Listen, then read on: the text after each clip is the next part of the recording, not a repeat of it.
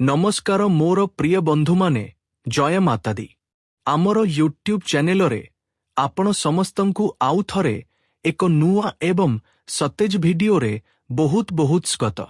मोर प्रिय बंधु माने आपणंको सूचना पाई जणाई देउछु जे आजी संध्या मिनिट परे परमेश्वरंको घरु खुशीर वार्ता आसीबाकु जाउछि। हाँ मोर प्रिय बंधु माने ईश्वरंको घरु एक बहुत बड़ शुभ समाचार आसीबाकु जाउछि आजी संध्या परे। हाँ बंधुगण टिकिए गोटिए मुहूर्त पाई अतकी जांतु कारण जेउ कथा मु आपणंकु कहिबाकु जाउछि ताहा कोनोसी साधारण कथा नुहे, कोनोसी साधारण खबर नुहे। एहा एभଳି एक आनंददायक समाचार जहा सुनी आपणंको हृदय जोररे स्पंदित हेबाकु लागिबो। आपणंको आखिरे एक चमक आसीजिबो एवं मुहर हस अतकिबार ना नेब नाही। हाँ मोर प्रिय बंधु माने आपण संपूर्ण ठीक सुनिछंती। मु जानिछि जे आपण अनेक किछि सह्य करिछंती, अनेक किछि भोगिछंती।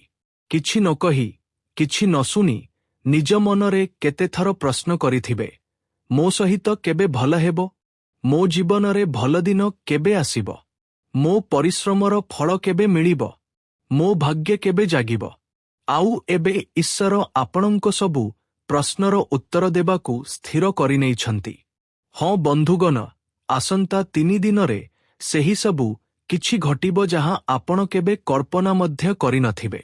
सेही चमत्कार आपणंको जीवनरे दस्तक देबाकु जाउछि जहाँ सबु दुखकु मिसेई देबो, प्रत्येक दुख कष्टकु आपणंको जीवनरु दूरेई देबो एवं आपणंको घरकु खुशीरे भरी देबो।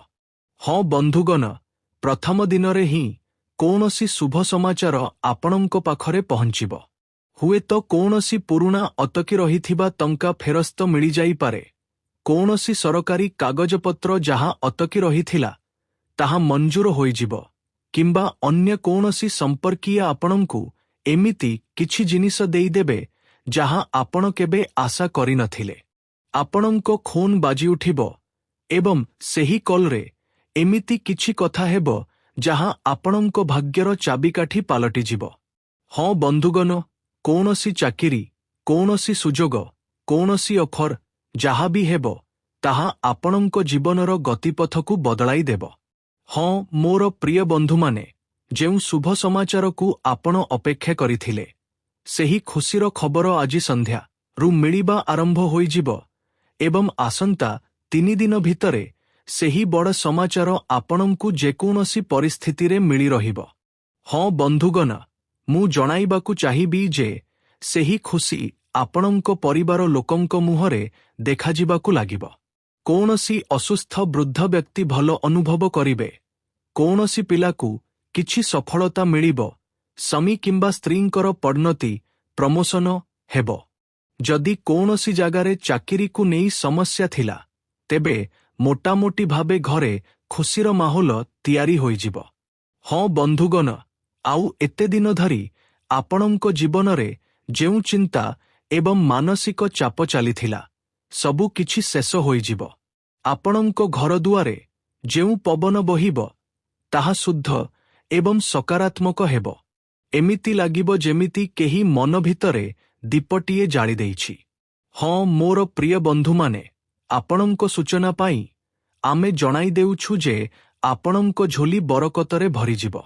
जेउ स्वप्न आपण वर्ष वर्ष धरी देखिथिले सेही स्वप्न सत होइजिबो।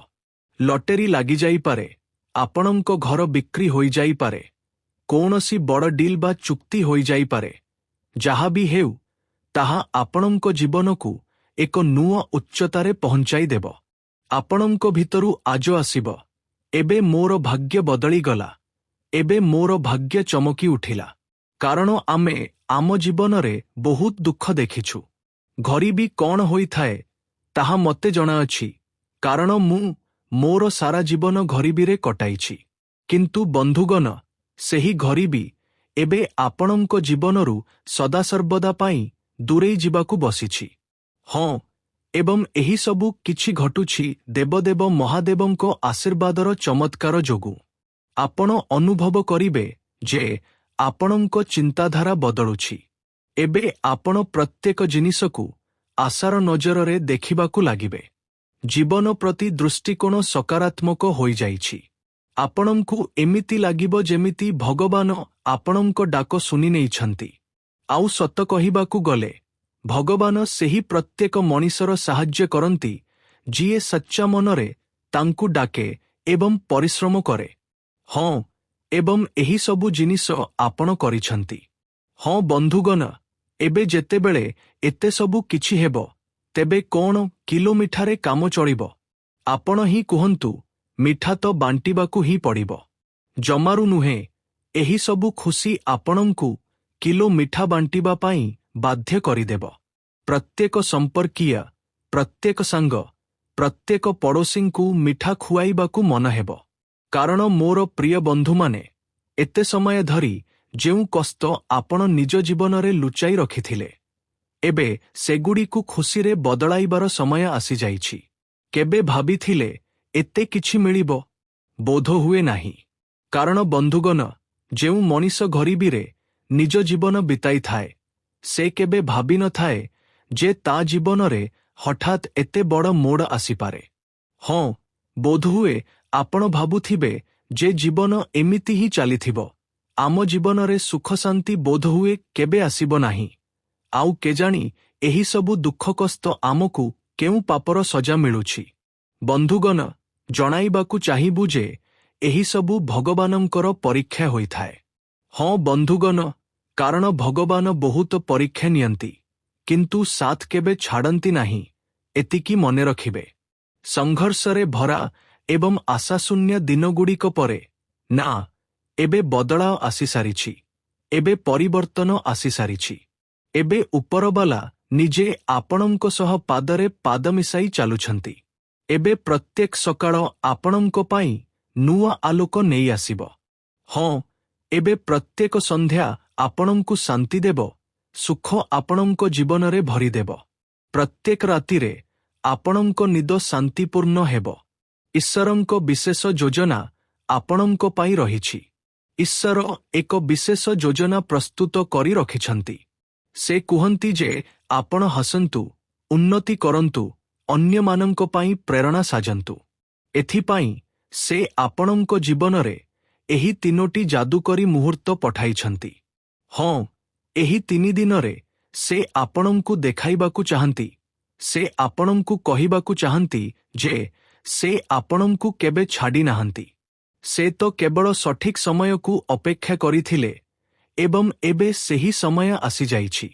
ହଁ ବନ୍ଧୁଗଣ, ପ୍ରତ୍ୟେକ ମଣିଷର ଗୋଟିଏ ବେଳା ଆସେ, ଏକ ସମୟ ଆସେ। ପ୍ରତ୍ୟେକ ଜୀବନରେ ଏମିତି ଏକ ସମୟ ଆସେ ଯାହା ସାରା ଜୀବନକୁ ଏକ ନୂଆ ଦିଗ ଦେଇଦିଏ। ଆପଣଙ୍କର ସେହି ସମୟ ଏବେ ଆସିଯାଇଛି। ଆପଣଙ୍କ ସଂଘର୍ଷ, ଆପଣଙ୍କ ପରିଶ୍ରମ, ଆପଣଙ୍କ କଷ୍ଟ, ସବୁକିଛିର ଫଳ ମିଳିବାର ସମୟ ଏବେ ଆସିଯାଇଛି। ଏବେ ଆପଣ ବଦଳିବାକୁ ଯାଉଛନ୍ତି। ଆପଣଙ୍କ ଜୀବନ ପରିବର୍ତ୍ତନ ହେବାକୁ ଯାଉଛି।